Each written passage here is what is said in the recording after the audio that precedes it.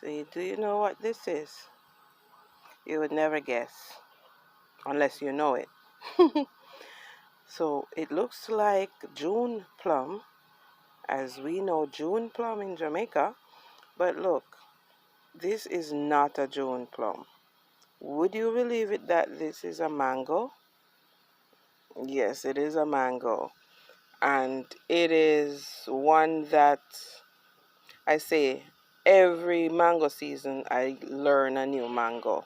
And this is one of them that I am just learning. This mango, I heard it's called Bougainvillea.